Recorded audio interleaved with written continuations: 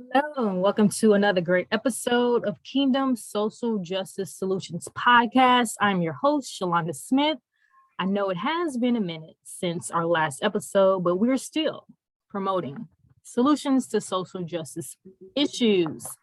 I want to remind our listeners that this podcast is being brought to you by Kingdom Law and Justice, a social justice solutions law firm. If you want to contact us, you can reach us at 214-702-8433, or you can email us at kingdomlawllc@gmail.com.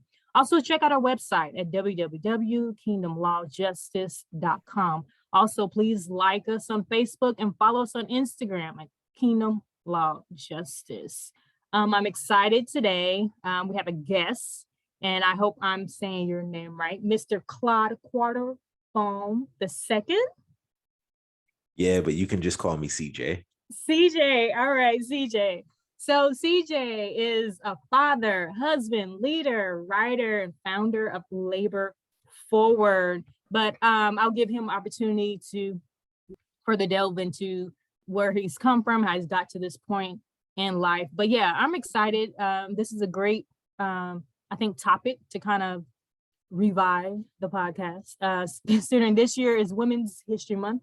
Not this year, this month is Women's History Month. Last month was Black History Month. So this is timely, as Black history, they say, should not just be celebrated 1 month out of the year, but all year round. So Mr. C. Yeah. Please tell us who is Mr. CJ? How did you come to this point? Where are you in life? Yeah, so I am a writer and speaker from Brooklyn, New York. I like to say that I'm a multi-hyphenate. I write, I speak, I create content. I'm the founder of a nonprofit. I'm an avid pickup basketball player, even though as I get older, it gets a little harder. But I'm a jack of all trades, I guess. I like to say that I'm a generalist in a world of specialists. And one of those hyphens includes podcaster. I founded the nonprofit Labor Forward, whose aim is a better teaching of Black history. And we do that through a whole host of models. I've got a Black history calendar that we've created. We have a Black history course that we teach. We've got Black history posters. And we also have a podcast. Season 1 of the podcast is centered around a man named Spike Moss, who is a civil rights activist in Minneapolis. So really, the aim of Labor Forward is to tell the parts of Black history that often go untold. Because you know how it is. If we're taught in school, it's slavery, the civil rights movement, Rosa Parks, the little old lady who wouldn't get up, but really she was in her early 40s. And as I inch closer to my 40s, I realized that's not old. And then Martin Luther King, right? And for kids today, they probably get Oprah and Obama. And when you tell Black history in that way, you just leave so much out. You leave out so many key players and stakeholders. You leave out so much Black achievement. Just there's a whole dearth of history that's just left out. The way I got started in this work is that I was traveling the country giving talks on racial justice and the gospel. And I found myself in Grand Forks, North Dakota in February, where it was incredibly cold, but I met some really great students. And I was talking to one student and I said, something, something, something, Harriet Tubman, something, something. And he goes, wait, who? I'm sorry, I'm unfamiliar. And I'm like, hold on. Harriet Tubman is Black History 101. If you don't know who that is, we've got a problem. There's no way we're going to see justice or reconciliation or whatever words it is you want to put around the end goal that so many of us say we want to see if you don't know basic history. So I said to myself, all right, I'm going to make a Black history calendar. 365 days a year, a different person, place, thing, event. I didn't realize how much work that was going to be. Yeah. And how time consuming, but I'm glad I did it. It took me about 1.5 years to complete, but it's one of the things that I'm most proud of in this world. And so that was kind of the kickoff for what would become Labor Forward. Eventually, I started to have all of these other kind of projects and things that I was working on that were very adjacent, that I realized I could bring under one umbrella and just call it Labor Forward. So Labor Forward, is there what's behind the name? Honestly, there's no special story Oh, okay, okay. behind the name. So I have a newsletter that is centered around simple teachings on living in the way of Jesus, right? And the name of that newsletter is called Live in Labor. And as I was trying to figure out names for what this Black History Project would be, I already had labor in my mind because of Live in Labor. And as I was just doing the research on this calendar, I was like, man, it's a lot of work that we've done, a lot of laboring, and there's still so much to go. We'll labor forward. So I ran the risk of people confusing Live in Labor with Labor Forward, which has happened sometimes. But I thought it was just such an appropriate name. Well, and actually, as you were talking about it, it brought to my mind, when you think about even the notable people, our notable, I can call them heroes of the of Black history, are people that were sacrificial, people that labored. You know, we got the voting rights. That's a hot topic right now, and the thing about it, people labored so we could have that freedom. You know, if you think about a number of the achievements of African Americans in the U.S., it was not without resistance. You know, a lot of things we had to overcome. So I think that's what's special about Black history. It's not that a lot of us just woke up one day and just, you know, had the opportunity to just be great. We had to fight for what was in us and to fight for opportunity. So it was a labor, but I like how you have forward, because we're not stopping. It's still something we're going to continue to press forward, and how timely it is, because you're basically saying this needs to be known. People need to understand. And I would also further go to say that not just people that are not African American, but also our own people need to understand from whence they've come. So the podcast, Minneapolis Burning. So what is that about? What is your I guess your hope and your vision in regards to that podcast, and what would you like it to achieve? Yeah. So like I said before, with Labor Forward, the goal is to tell the stories that are often left to silence, right? So June 2020, right after George Floyd is murdered, I end up in Minneapolis as a part of this group that went there to sort of take the temperature of things. A bunch of leaders were gathered and we were talking to people in the community, and Spike happened to be our tour guide for the weekend, basically. But right before I officially met him, there was kind of this opening dinner. It was a little thing, but I ended up sitting at the same table as him. And he just started talking, and he started telling stories about his life. And this was before I knew who he was or what his role was going to be that week. But as he was talking, I just kept thinking, your story can't die with you. This, no, this is, I don't know, something just needs to happen here. So then he gets up and they introduce him, and he starts to talk, and he really starts to tell his story. So more than the tidbits I was getting at the table. And the only thought I had was, your story can't die with you. He said something that was really poignant, where he said, I'm 75 years old at the time, and I'm the last of my generation. Everyone that I came up with, everyone I've been fighting with for the last 60 years are all gone. It's just me left. And hearing about the work that he's done in the community, in Minneapolis, in the state of Minnesota, the work he's done across the country, leading gang summits and all sorts of other initiatives. One, I was like, why have I never heard your name? How is it that someone who has done so much work, who has been such a pivotal figure, and as you listen to the podcast, it's a 4-part series, but as you listen to it, you'll hear Spike cross paths with everybody, Fred Hampton, Fannie Lou Hamer, Jim Brown, like all of these monumentous figures whose names we know, and yet we don't know his. So that thought I had was just, your story can't die with you. How do I tell it? Now, I like to believe that I am a writer. And so my first thought was, we need to make a documentary. I know nothing about making documentaries. I see those billboards where it's like shot on an iPhone and it's these beautiful pictures. And I think to myself, I have the same phone and my phone doesn't do that. So I had no idea how I was going to make a documentary. But, fortunately, I got hooked up with some people who we didn't end up making a documentary, but they ended up getting the process started. And I kind of banked the like proposal, the prospectus, some of the background work that they had me do. And then a few months later, I got a phone call from this organization, Entertainment to Affect Change.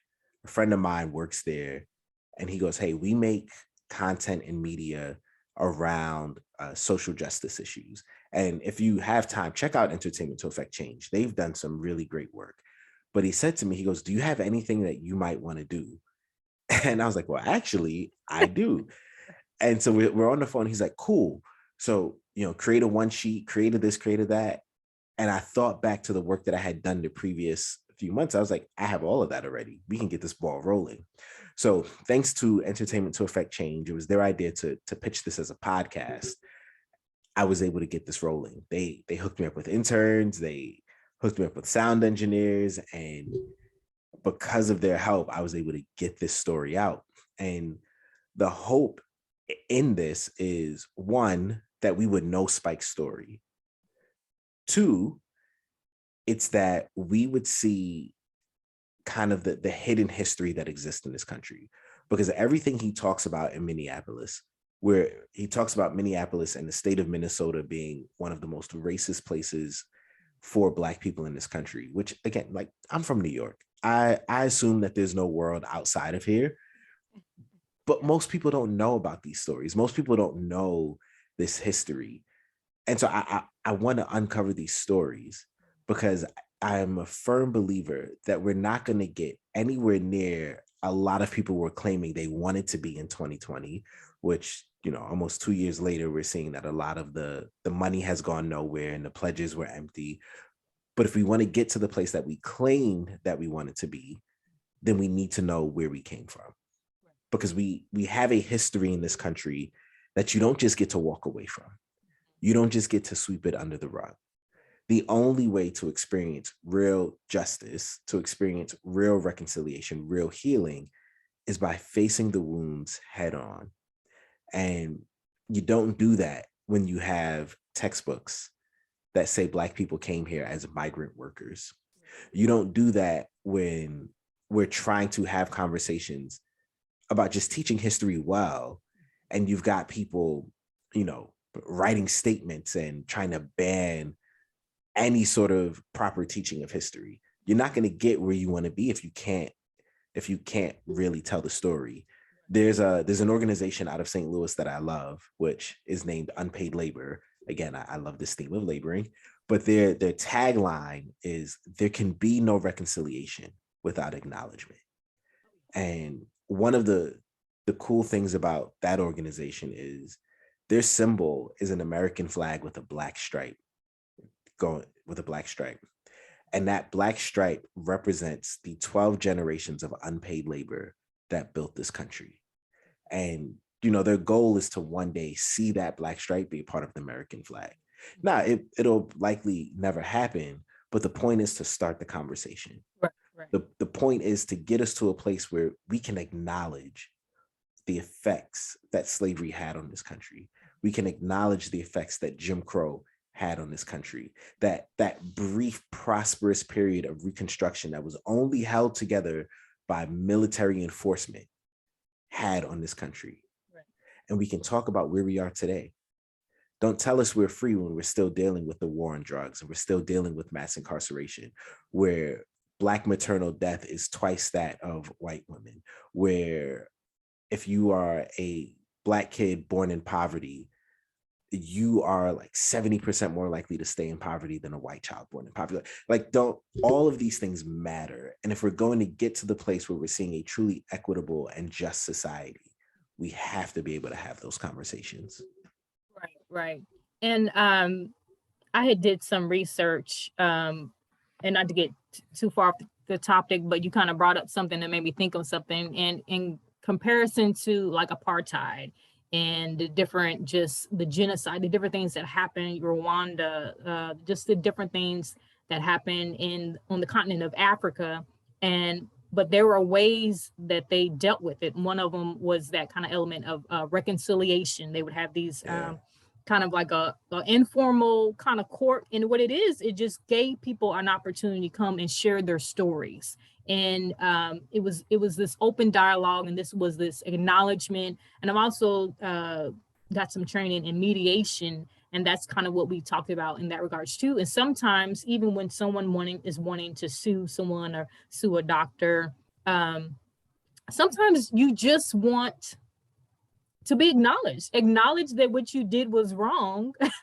But I think this thing of pretending is, and it's almost this, I'll go there, but it's almost as if the rape victim and the perpetrator that refuses to acknowledge that, says, oh no, this was consensual, this whole, I don't know, is they call gaslighting thing, this whole, oh, it's made up, you're prolonging that process. You're actually taking what, and believe me, I haven't, I can't imagine what that was like, but you're taking what was already a wrong and just taking it to a whole nother level by not even acknowledging it, and then to project upon this person that, oh, you're exaggerating, or oh, this never happened. And so it's that whole, and even when you talk about victims, and I know we don't want to get all into, because I know people are like, oh, y'all ain't got over this yet, and this whole thing that we still, which is wild.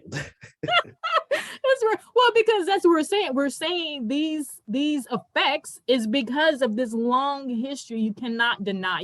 If you do the research, you can show the correlation between slavery, oppression, and then there's a psychological side effects from that, of generations and like generational wealth. And that's even what we're talking about now with even last month of Black History. And like you said, the whole campaign of, we're going to help bring equity, and we're funneling all this money, and all these banks are getting involved, and oh, we're going to do all this stuff. And it's like, there's a wealth gap, because there were generations where we weren't making money, we were, working for free. And so, and then that's the thing, compared to other demographics where they had the ability, that generation wealth was passed on, your grandpa's, daddies, and you had wealth, you were able to pass that on. But when generations having to restart every generation, how can you accumulate that wealth? And so that's what I think and so that's the essence of talking about it. And so, I do appreciate your passion to basically bring this out, because it's like, we are where we're at because of this, because we refuse to acknowledge what has happened. We refuse to deal with it. We refuse to talk about it. It's kind of like the the thing that happens in a family that, we're not going to talk about, hush hush. Everybody knows about it, but we're not going to talk about, what happened, in summertime at the week, whatever. We just want to talk about it. But so no, I commend you on taking on this task. And I guess so tell me again the items that you put together, the calendars, and what would you like to do? Like, where would you like to see that go? Do you want to go into schools? Like, in whose hands would you like these items to go to? Yeah, so that is one of those questions where if you talk to like marketing advisors, they'll tell you need to have a target demographic. I'm actually reading this book right now about marketing, and it's like, pick your niche. Who's your audience? Right. My answer is always everybody, because everybody on every level needs to know this stuff. So it's one of those things where I'm creating a bunch of content and a bunch of products, and for whom it fits, they will get it. So I've been working on professional development courses for teachers where I'm helping you teach Black history better. But I also have a Black history course that I teach where we talk a lot about generational wealth and how Black wealth is projected to be zero by 2050.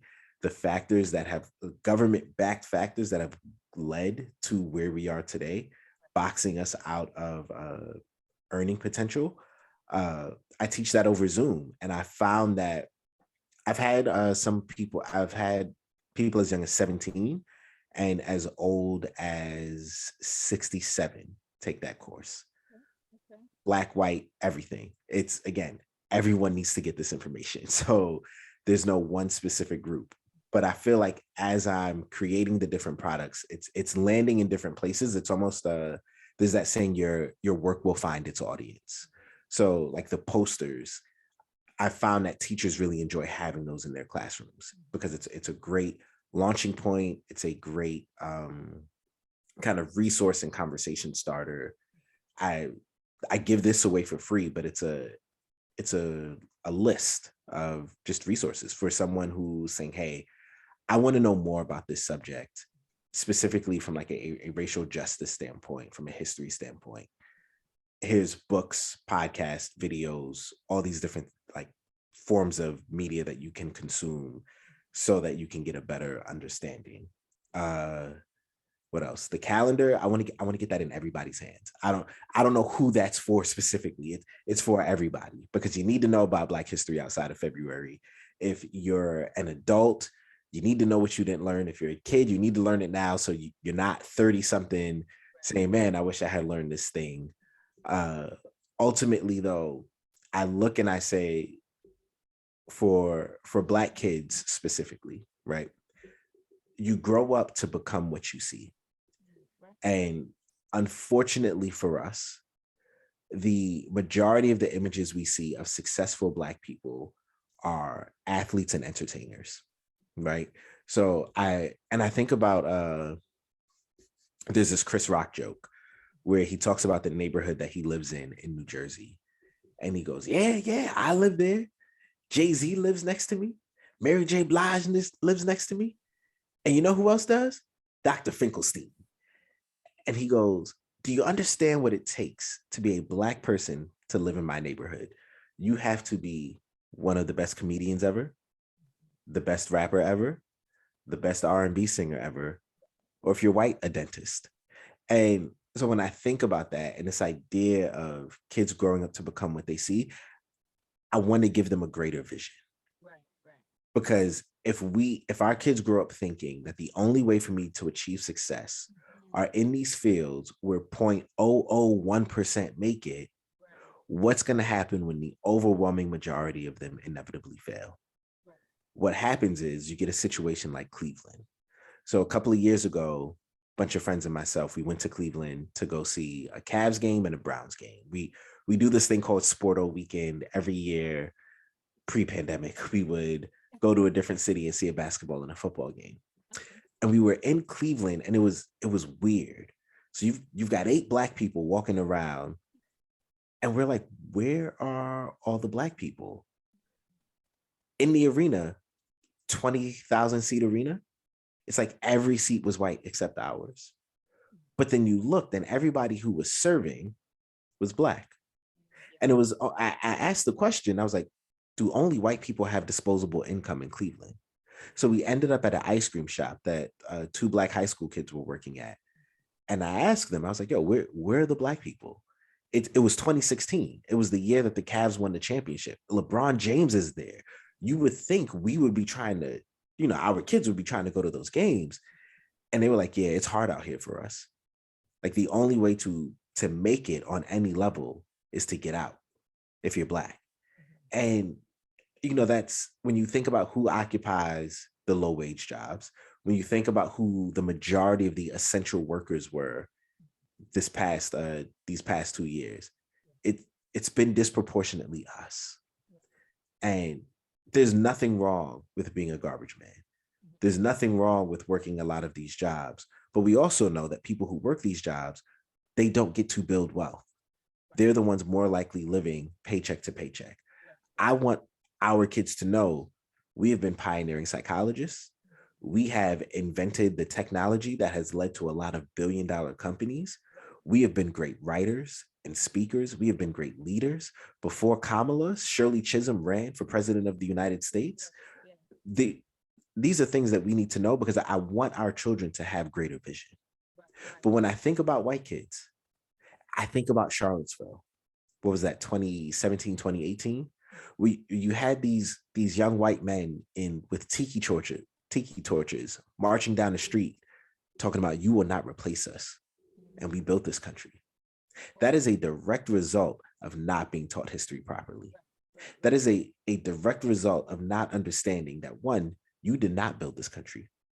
Two, yes, white people have done good things. Everyone have done good things. But to think that you did it alone or in a vacuum is a lie.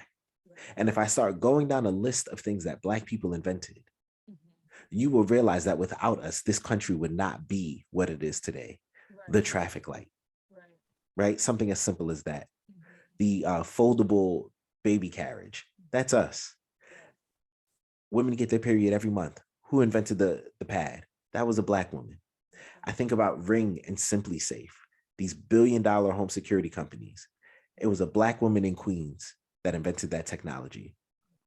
And if you want to keep it at a base level, if we're talking to kids, you have fun every single summer with your Super Soaker because a Black man that worked at NASA invented that and then turned around and gave you fun in the winter by inventing the Nerf gun. So I want them to grow up and see that this false narrative that this is their country, that they built this, is not true. And maybe the hope is that will lead to greater unity amongst us when we realize that we all have a place here. Right. Well, in essence, we're interconnected, interdependent. We need each other. So it's like we're all should be. I guess that's the essence of equity. We all should be reaping the benefits of what has been created, what has been developed. Like, and that should be the thing. I can delve all into capitalism and all that stuff, but the essence should be, because even you can tell there's a different mindset.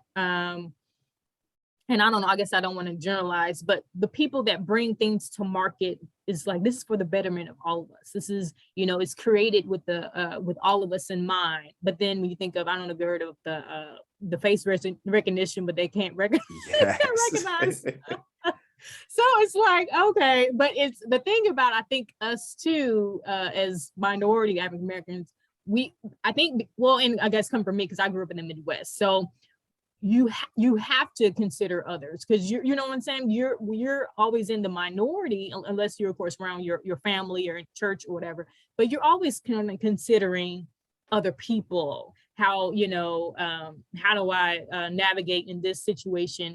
It's not, but I think the other thing is when people grow up, when it's all them and they're like 35 and they just now meeting somebody that looks different from them, that has a different religious background, has a different culture.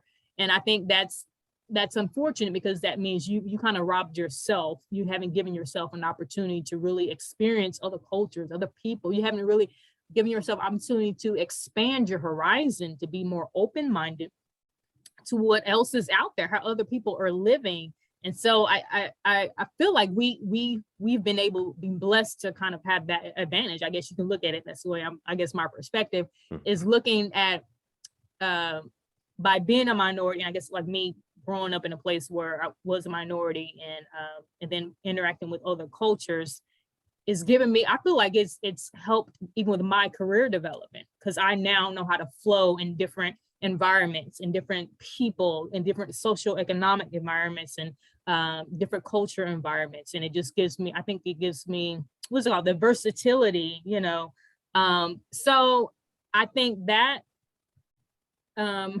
and I guess ultimately it makes us a better people, and because when you think about internationally and on the global stage, and that's the essence of what the US is supposed to represent, is that we are this this nation of different cultures, different backgrounds coming together, but yet there should be a unified effort that we all at the core, we all want the same things. We all want our families to be safe. We want a place to live. We want our children to have everything they need and have a successful life. So the thing is, this aspect of what I need to have, my American dream at the expense of your dream, like that shouldn't be. That's not a place where we can move forward, as you say, labor forward.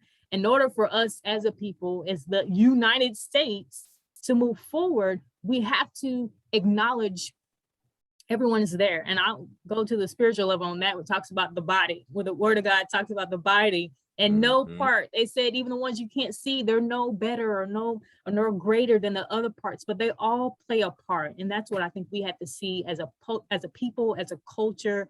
It's like I don't know, because we have, of course, years of stereotypes and generalizations, but we have to acknowledge that we all have a part to play, and it's for the betterment of all of us. And I think that has to be the way we move forward. And hopefully, if everybody, of course, I'm an optimistic person, the glass is always half full, I think. I don't think you're wrong. It's, that's the very reason that I don't make an argument for separatism, because ain't none of us going anywhere. Right. None of us. So we need to learn what it means to live together. And I think from a spiritual aspect, right? I read Revelation 7, 9 and 10, where John looks out and he says, I see people from all tribes, tongues, and nations worshiping the Lamb. And then I think about when Jesus prays, on earth as it is in heaven. So Jesus makes that prayer. John gives us a vision of what that looks like. And then when we pray that prayer, is that what we have in mind? Are we looking at that? Or are we thinking, when Jesus said, in my Father's house, there are many rooms, many mansions, and I prepare a place for you. That place seems to have a lot of other people in it who don't look like you. So are we making those connections? So I think especially for the believer, reconciliation and justice has to be a part of your life. Now, that doesn't mean you just stand there and you take every arrow being thrown at you and you set yourself up to be abused and hurt over and over, but it does mean you can never close the door. Never. Now, that's going to look different for everybody in every different place. I'm in Brooklyn. What it looks like in Brooklyn might not be the same for what it looks like in Wyoming. But I don't think that as Christians, we can ever truly say the door is closed. I feel like that's I think that's the essence of the backlash that we saw in 2020, is because we can't move forward as a nation if we have all this division, and even economically, like we have to come together. We can't have this drastic classism and this underclass. So, I mean, we can talk all day. That'd be for another. I mean, and that's only getting worse. So from purely a black-white perspective, right? The average in the city of Boston, I love using Boston as the example here. The average net worth of a white family in Boston is $250,000. So $250,000.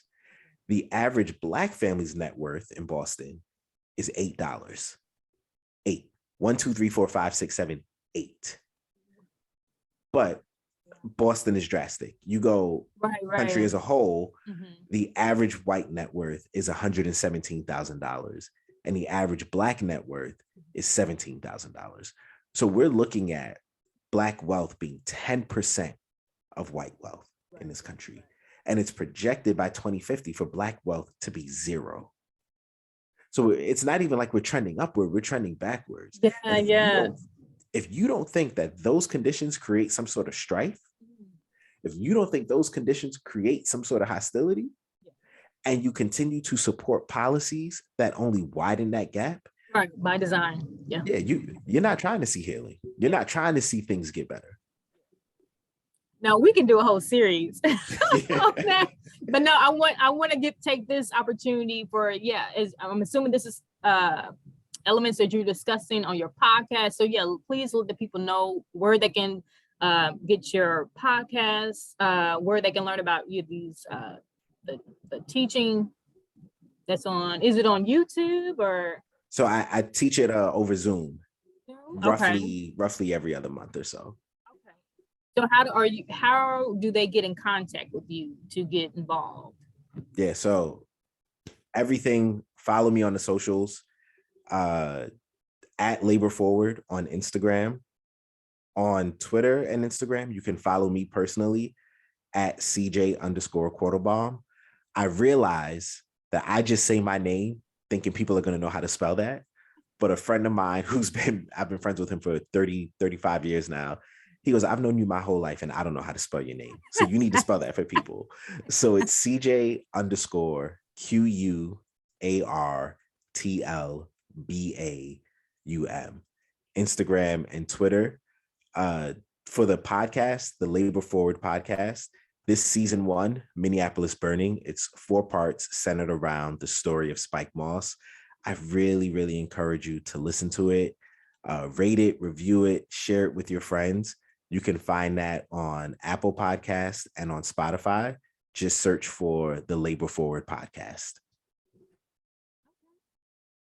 Well, I'm so glad you were on this episode. This is so exciting.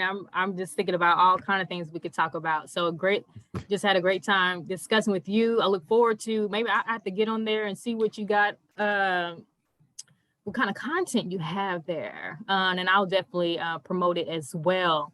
So once again, ladies and gentlemen, thank you for listening. If you want to connect with Kingdom Law and Justice, you can call us at 214-702-8433, or you can email us at kingdomlawllc@gmail.com. And check out our website at www.kingdomlawjustice.com, or like us on Facebook and follow us on Instagram, Kingdom Law Justice. Until next time, keep fighting the good fight and make every second